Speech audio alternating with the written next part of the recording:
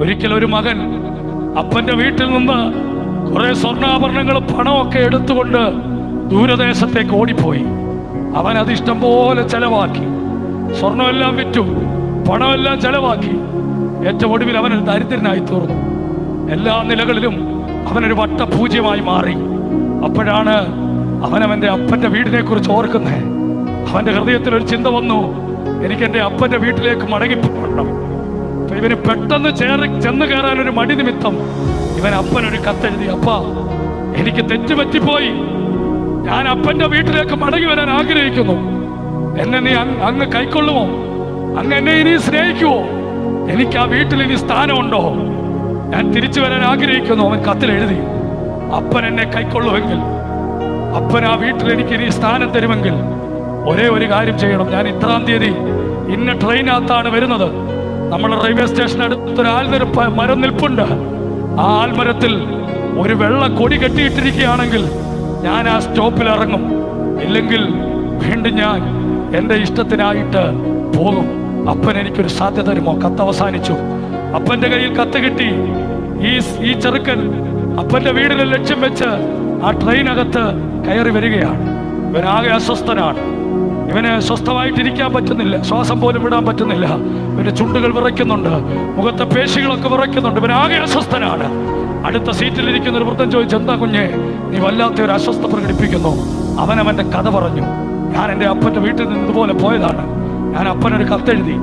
ഞാൻ ആ കത്തിനകത്ത് ഇങ്ങനെ ഒരു കാര്യം എഴുതി, സ്റ്റേഷൻ എടുക്കാറാകുമ്പോൾ നിൽക്കുന്ന ആൽമര ചോട്ടിൽ ഒരു വെള്ളക്കൊടി കെട്ടിയാൽ ഞാൻ അവിടെ ഇറങ്ങാം. സ്റ്റേഷൻ എടുക്കാറായി. എനിക്ക് ആ ആൽമരത്തിലേക്ക് നോക്കാൻ ശക്തിയില്ല, ഞാൻ ആകെ അസ്വസ്ഥനാണ്. അവൻ രണ്ട് കണ്ണുകൾ ഉറുക്കി അടച്ചു. ആ വൃദ്ധന്റെ അടുത്ത് പറഞ്ഞു, എനിക്ക് വേണ്ടി ആ മരത്തിലേക്കൊന്ന് നോക്കണം. ആ ട്രെയിൻ ചൂളം വിളിച്ചുകൊണ്ട് ആ മരത്തോടടുത്തു. ആ വൃദ്ധൻ ആ ആലയിലേക്ക് നോക്കിയിട്ട് ആ ചെറുക്കനെ പെട്ടെന്ന് തട്ടി ഉണർത്തിയിട്ട് പറഞ്ഞു, നീ നോക്ക്. അവന്റെ കണ്ണുകളെ അവന് വിശ്വസിക്കാൻ കഴിഞ്ഞില്ല. ഒരു കൊടിയല്ല, 1000 കൊടി. ആ വൃക്ഷത്തിന്റെ ഇല കാണാൻ കഴിയാത്തതുപോലെ 1000 വെള്ളക്കൊടി അവന് വേണ്ടി അവന്റെ അപ്പൻ കെട്ടിയിട്ടിരിക്കുകയാണ്. അവൻ സന്തോഷത്താൽ ആനന്ദിച്ചുകൊണ്ട് ആ സ്റ്റോപ്പിൽ ഇറങ്ങി അപ്പന്റെ വീട്ടിലേക്ക് ഓടിച്ചെന്നു. മകനെ കണ്ട അപ്പൻ അവനെ കെട്ടിപ്പിടിച്ചു, തുരുതുരാ ചുംബനം വെച്ചു. അവൻ വിറയാർന്ന ചുണ്ടുകളോടെ അപ്പനോട് ഒരു ചോദ്യം ചോദിച്ചു, അപ്പാ, ഒരു കൊടി കെട്ടാനല്ല പറഞ്ഞോളൂ, നീ എന്തിനാ 1000 കൊടി കെട്ടിയേ?